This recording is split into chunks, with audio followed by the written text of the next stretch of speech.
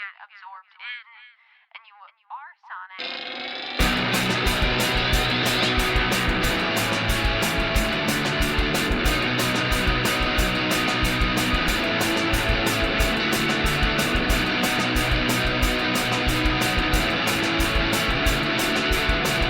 What's up, everybody? I'm Taylor Olmstead, and I want to welcome you back to No Repeat, a podcast where we pick 3 songs every week with no repeats and no do-overs to create a perfect playlist for every occasion life throws at you. Joining me are my co-hosts, Tyler Reed. I just made you say underwear. And Sean Evans. And I'm the imitation cheese of real boys. Tyler, what was our challenge this week?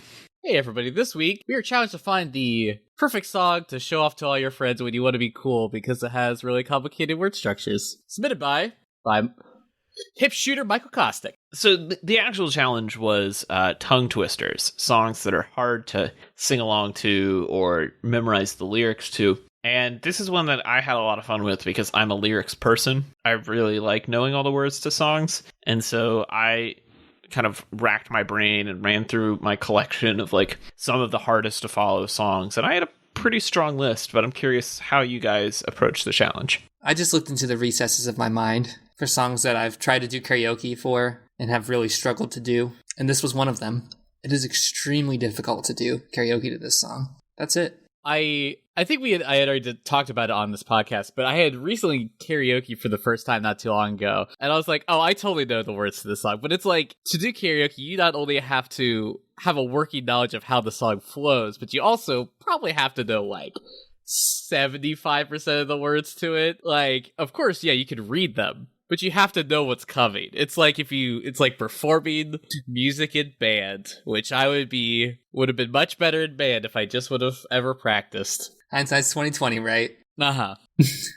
It really is. I think, like you guys, I wasn't going for karaoke songs because I'm not necessarily a karaoke person. But I was going for songs that I have tried to like sing along to in the car or just tried to learn the lyrics to. Because nowadays, in the age of digital music where you don't get like a CD booklet with all the lyrics, I don't really look up the lyrics to a lot of things unless I really just like cannot understand what they're saying. And the song that I picked is no exception to that. Or the song that I picked is definitely one of those. I find that I do tend to look up a lot more hip-hop lyrics than rock lyrics these days, just because the song structures are a little bit different and not quite what I grew up with. But the artist that I picked in particular just has a flow that is kind of hard to grasp sometimes and uses a lot of tongue-twisting similes that are hard to follow. And so I really struggled with this song when this album first came out and then had to look up the lyrics. And I think that's actually kind of the direction that I went just in general in this challenge, was I was looking at a lot of rap music just because I feel like there's much more opportunity there for a vocalist to kind of shine and show a lot of technical skill. I mean, to be fair, that is kind of the central focus of the genre, is what the person is necessarily saying, because, I mean, usually the instrumentation is usually pretty subdued, so it makes sense that the vocal part would be more intricate in one way or another. So, I think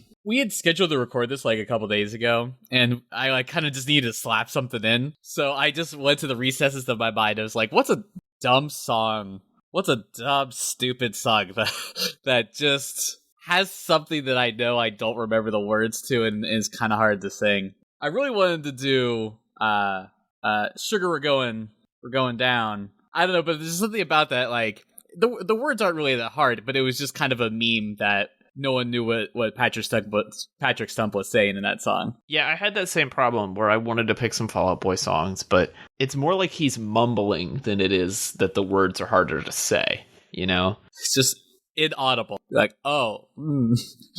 He like slurs syllables together in a way that's difficult. It's not necessarily that like he's singing really fast. There are some fast lines, but those are the lines where he actually enunciates and you can hear what he's saying. I guess it does make it like kind of unique, though. I mean, that is kind of like one of the best parts is his vocal delivery, I think, most of the time. But I think it's different from saying things in a way that are more complicated versus saying them in a unique way. That, like, you wouldn't say that Miss You is a hard song to sing because Tom DeLonge just has a strange accent.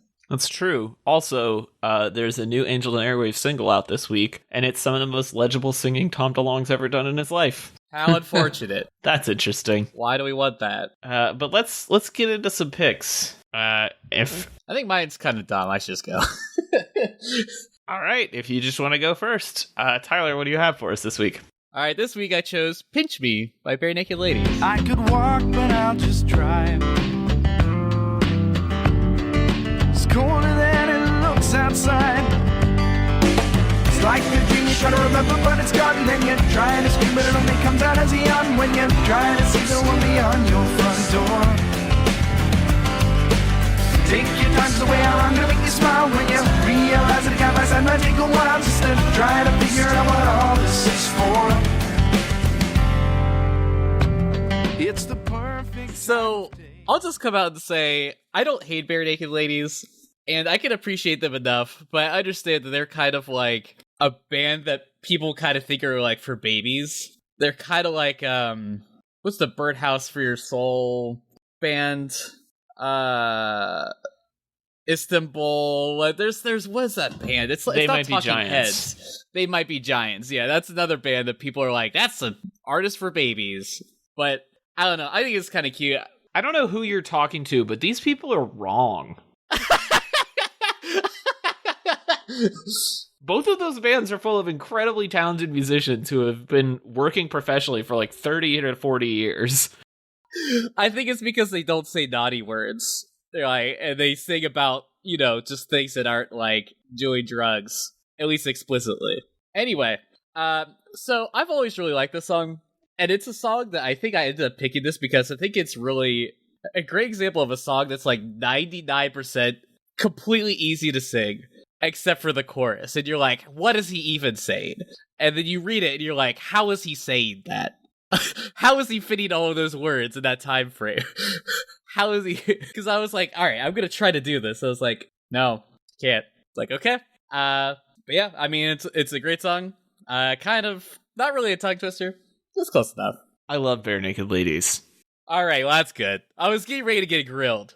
No, seriously, I love Bare Naked Ladies. I have always loved them.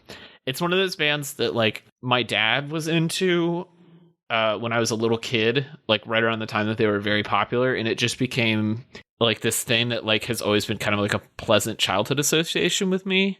But then as I've gotten older and listened back to a lot of that stuff, it's very clever. Like the songwriting is very smart, the lyrics are very funny, the music videos are always really fun. Like this one's a really great quasi parody of like the fast food industry and 90s boy bands. They just seem like a very self-aware, intelligent band in the same way, like you said, that They Might Be Giants operate.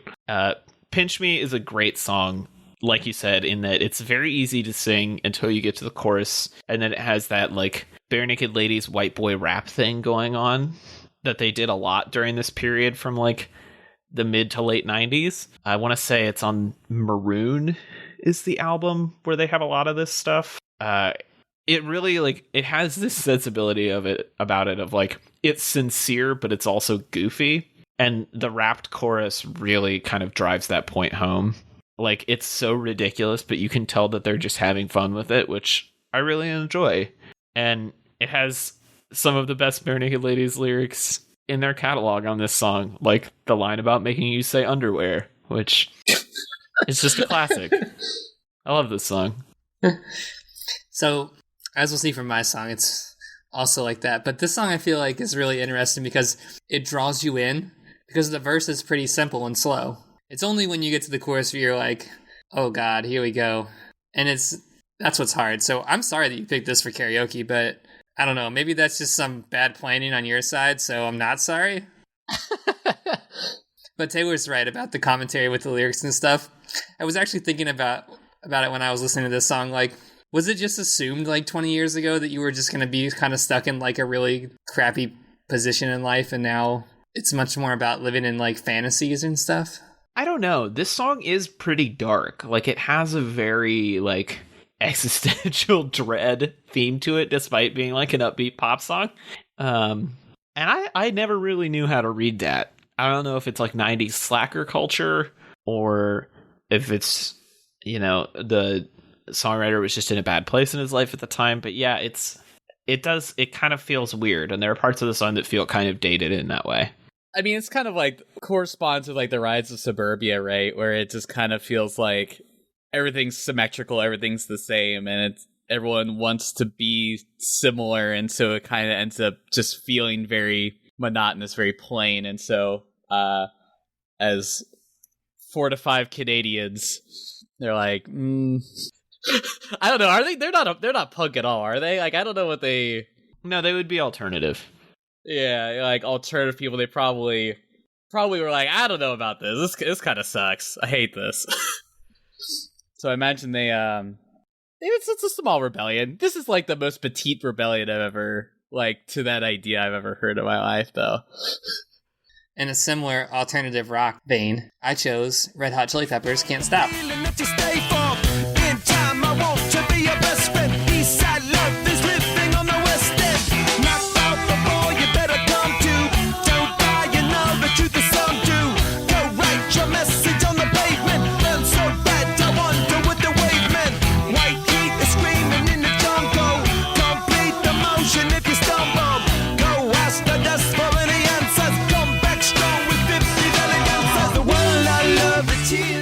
I really like Anthony Kiedis, and I think he's a really good lyricist. I feel like I'm going to get like a lot of flack from that, but I think he's a good lyricist. And he's like California's #1 fan too, so that's pretty cool. But I always thought it was interesting that Anthony Kiedis almost didn't join Red Hot Chili Peppers because he wanted to pursue his own hip-hop career. And then he was persuaded to stay with the Red Hot Chili Peppers. So I think that's what's great about it, and it kind of bridges a little bit between Bare Naked Ladies and your pick, Taylor, because he has like this awesome hip-hop lyrical feel that's backed up by like a grunge band. So I don't know. What do you think about that? That is an interesting read on Anthony Kiedis. I can see why that contributes to him being kind of like a polarizing figure within the alt-rock scene, along with just his general weirdness and drug abuse and like questionable behavior. But at the same time, I think you're right. Like, he writes really excellent lyrics, and they're never quite what you expect them to be. Like, even after a whole career of writing songs about California, I find that he still finds ways to write about California that I don't expect. You're right, though. Like, it sometimes feels like he is in one band and the rest of Red Hot Chili Peppers is in a completely different band doing a completely different thing. But I think this is one of their best, like, meldings of the two things that they're really good at. These kind of, like, funky hip-hop verses and a catchy, like, neo-psych influenced chorus. And that John Frusciante guitar and background vocal on this chorus is just so perfect. Like, it's so beautiful and, like, enveloping.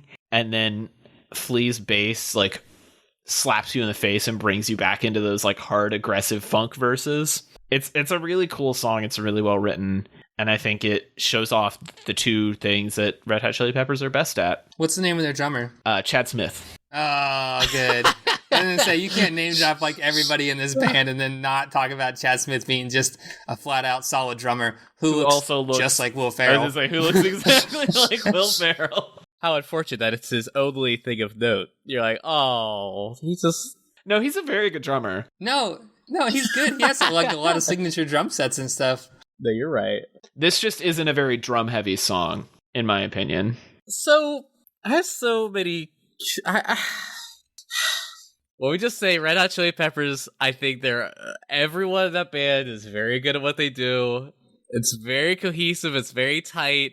I think they write interesting songs, the varied themes. I think everything's very well composed. I think they have a great catalog of music videos. Be more creative. Don't use the word but. I struggle. There you go. I struggle with, I guess I just want there almost to have been more of like a scene that kind of evolved around them. That more utilized the unique features of this band. Like, maybe there was in, like, the local scene, or maybe, like, I'm just not aware of them, but, like, I just feel like a funk rock, like, rap band, and somehow there wasn't, like, a wave of artists that at least I'm aware of that like kind of like came in following them up, you know? Like, I mean, sure, they're... I mean, could we say Incubus and 311 and Sublime? Oh, man. That's fair. I would, you know what? I mean, they're all doing slightly different versions of this, but they're all active in Southern California around the same time. That's a good point. I had tried to put almost all of those bands out of my memory. So, especially 311. Yeah, ain't that the truth? So that being said, I don't know. It just feels like Red Hot Chili Peppers is a band that I feel like never fits on. It feels like it meshes things together, and it never quite fits onto one or the other. And it feels hard for me to want to put them on a playlist. I mean, they're on now, but like how do you follow up with that? Because I feel like you listen to like a Pandora station, and it's always like like White Stripes. You're like, that's not the same thing. they're kind of close, but I mean, like, or it's like Modest Mouse. You're like, yeah, they're kind of off doing their own thing, but I think that's what I like about them. I mean, you're right. I mean, and that's what's good. I feel like you'd almost would just want to put them with like a real ass funk band, you know, like just someone who they aren't like necessarily on like the mainstream. You know, like their opening act, it would be like a great like funk band.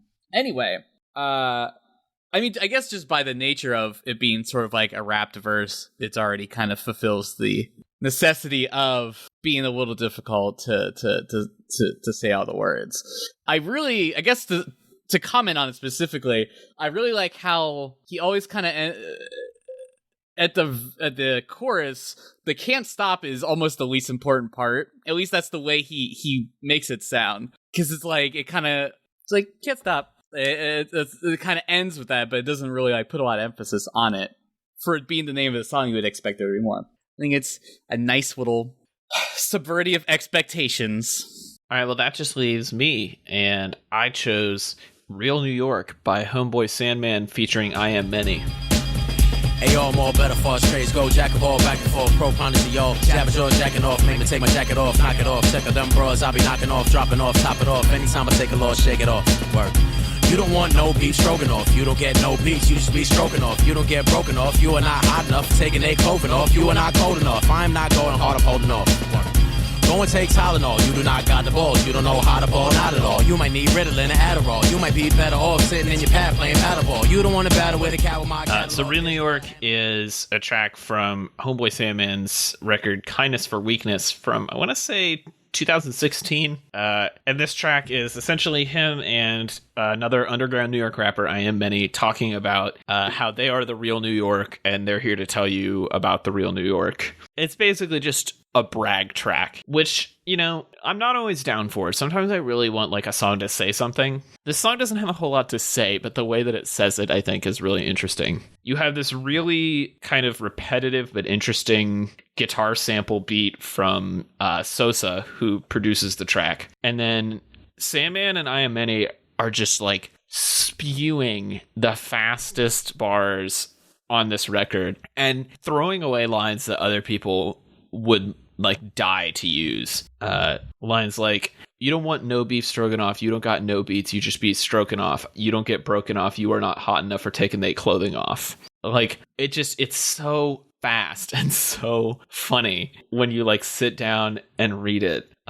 You don't know how to ball, not at all. You might need Ritalin or Adderall. You might be better off sitting at your pad playing paddleball. You don't want to battle with a cat of my catalog. Or the one that always gets me when I'm like trying to like follow along with it is in I Am Many's verse, rapping a perverse verse in reverse. He first, it's me versus the earth. Like, I can't even speak it right at like normal speed, and to try and do it at full speed, rapping a perverse verse in reverse, he first and me first, the verse, nickel bag of dirt. Like, that's hard. And watching live videos of the two of them doing this song, it's so impressive.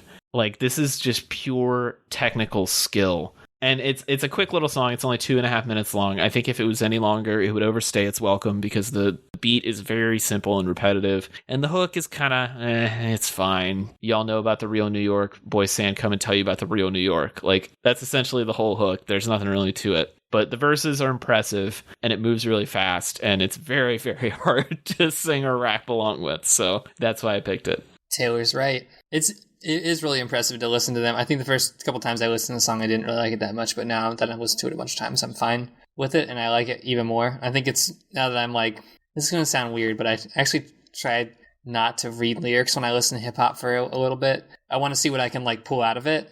It just feels more magical for me, like I'm discovering the lyrics. And like I got that little bit about like oil and vinegar mixing and stuff. Oh yeah, that's a good line too. And when I catch that stuff, I'm like, oh, this is really good. Like, there's like, I think that's what makes it fun for me to listen to over and over, is like being able to decode it a little bit, like as it's being sung. The first time I'm just like trying to get like the overarching scope of what the song actually is. And then when you listen to it a little bit closer, you're like, I get little like bits that are like catchy. I catch on to that and like, oh, this is really good. And I mean, okay, so is this song lyrically and technically a tongue twister? Oh, of course it is. Yes, it is. But is it also a good song that doesn't overstay its welcome, that has a very simple verse that highlights how complicated the or a simple chorus that highlights how complicated the verses are? Yes, it does. And that's what makes it a great pick for this song. Yeah, I mean, it's really just a relentless song. Like, I feel like the beat really just kind of keeps you almost on edge. It like doesn't stop. Like there's no like how long is the sample? Like the entire beat has to be like maybe like 5 seconds if you're lucky. Yeah, yeah, and it just keeps on that. And I think you're right that if it was any longer, you're like, okay, well, you gotta change something up. And I do really like the chorus in that it gives you just like such a reprieve from the onslaught. You're like, oh yes. And they say they have such a swagger about it too. The entire thing it feels very cool. Cool. God, what a who am I? Anyway, but no, it's just like I can't. I mean, I don't look up lyrics anyway. I'm like, I could barely understand what's happening. But to be fair, like you said it was kind of intentionally sort of like, would you say it was like a track where they are just kind of like just bragging about themselves? It's kind of like a style of track. Yeah. So I mean, it's really probably more about just showing off and just kind of saying cool shit rather than like saying something of deep substance. And that's fine. Okay, so now, in lieu of doing I guess we'll get to our B-sides, but we're going to do a quick little side session here to promote Billy Joe Armstrong's Middle School Notebook and our donors. If you give $1, even $1, one awesome dollar to help this podcast grow, you can hear more content like this, but we're just going to interject it into this episode because it's great. So this will be our first annual Geography Quiz Bowl. Oh, no. Tyler's face just lit up. He was like, oh my God, this is so good. So Tyler, I want you to know that each of you has 3 questions. So this is the rules. Each of you has 3 questions. The one that gets the most right out of 3 is the winner. They are written based on your skill set from past episodes of Billy Joe Armstrong's Middle School Notebook about your geography knowledge. So that said, we'll go ahead and get started with your question, Tyler, first. So Tyler, for your first question, the White Walkers came from the north. Name the most southern state with north in its name. The southmost north state? The most southern state with north in its name. Okay. I mean, it's gotta be... I have to check! I have to think about it. No, you can't look it up. You can't look it up. I'm not looking. It's North Carolina, right? Yes, that is right. Okay, that's not very hard. 1 point. Okay. There you go. There you go. It gets a little bit more difficult here as you move on, but that's right number 1. So Taylor's questions are exceedingly more difficult than yours. Oh, what? Because I've looked at a map before. Okay. Dang. So I'm not a big fan of ketchup. Where does the lead singer of Aerosmith currently reside?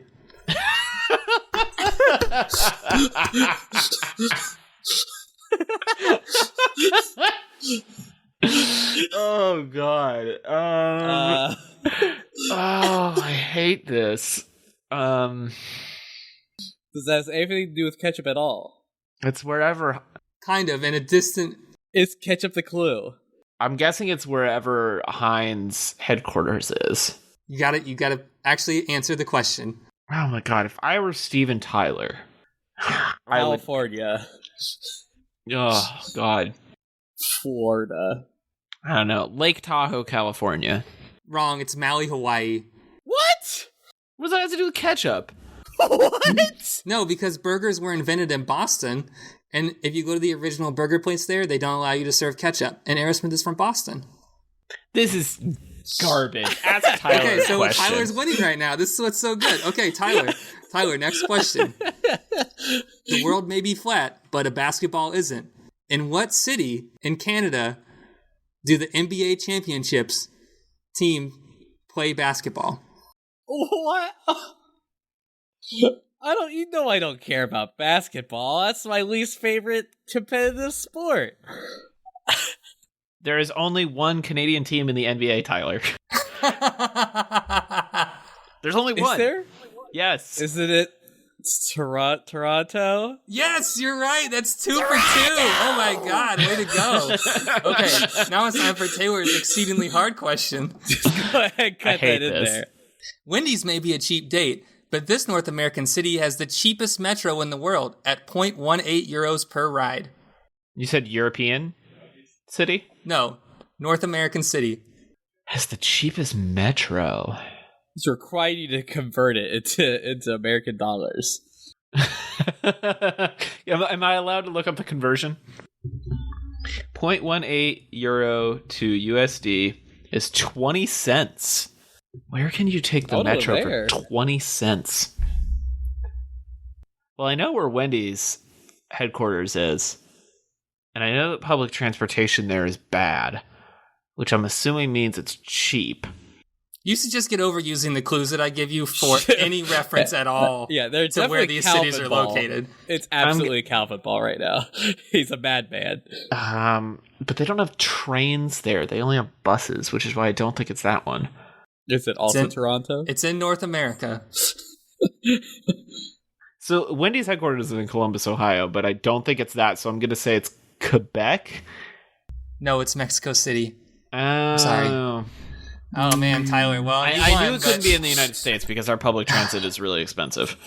We'll just keep going. Yes, it actually 3.4 million people ride the Mexico City Transit every day, and it's 3 pesos. Wow, that's really which cheap. is 20 cents. Yeah.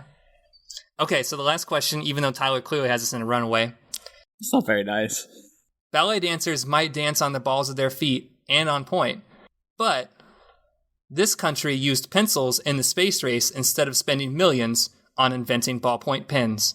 What is Russia? Good job. Oh my God, I'm going to have to write him harder questions next time. Yeah, you are. Yeah. Okay, you guys can work together on this one because this one is genuinely hard. All right. I don't know why he gave me these softballs, but he gave Taylor, three-dimensional chess questions. What? Okay, so the question is, we're a skyline family. In 1999, this country signed a pact with Russia to have greater economic and political integration, and this might be why it's a constitutional republic that's had the same president since 1994. Boy, that sure sounds like Ukraine. What? But then Ukraine is having a lot of issues with Russia now, and I think they just changed presidents, so I don't think it's them. Maybe Turkey? I feel like they've had the same. I'll give you another hint. You might have just watched a very popular show that is probably nominated for an Emmy on this. It was largely affected by something. Chernobyl. Oh, we are recording this on the night of the Emmys, and I did watch that miniseries. Oh, yeah, then it's gotta be Ukraine, because the Chernobyl disaster took place in Kiev, in Ukraine. It's actually Belarus. Of course it's Belarus, the smallest country in the Soviet Union, and I think the second smallest country in the world. So I think I learned a lesson today. I might have went a little too hard on Taylor, and I'm giving Tyler some fastballs next time. Baby junior school for weenies. But if you want more of this verbal abuse directed towards me, you should support us on Patreon for $1 a month, and you'll get to hear our monthly bonus show where Sean makes me answer dumb questions and Tyler complains about bands he doesn't like. But it's true. I was like, that's not true. It's true. That does actually happen. Okay, now it's time for notable B-sides, and these were songs that were so close to making it to the hard rap battle, but, well, I should say complicated lyrics battle, but they didn't. Anybody have a rap battle song? Am I more than you bargained for yet? I almost thought about picking that. Sugar, We're Going Down Swinging by Fall Out Boy, is that what you're singing? Because nobody knows the lyrics. It's the same way with, who sings Blue? Oh, Blue by Eiffel 65. Yeah. I only had 2. I had Ain't It Funny by Danny Brown and Check to Check by Open Mike Eagle. Oh, it was. This sugar we're going. Okay, down. that's it. Yeah. Okay. That's All right. just one. It's a light one this week. I thought about Anything by Steven Tyler because he's actually like kind of difficult to sing to. That's true. I think that's more because of the drugs and less because the lyrics are hard. Next thing you're going to be saying it's really hard to sing to Blink-182 because you got to have that Southern California accent. All right, well, Tyler, if people want to pinch you, where can they do that? Please don't. That's not very nice at all. You can find my design and illustration work at rudepets.club. And, of course, you can always find me on socials as Rudepets Club on Instagram and Twitter. And, Sean, if people want to stop the spirits because they need you, where can they do that? You can find me on Instagram at Sean_Adelray. And if you want to tell me about the real New York, you can do that on Twitter or Instagram at TC Olmstead. And we'll be back next week with 3 more songs on another episode of No Repeat.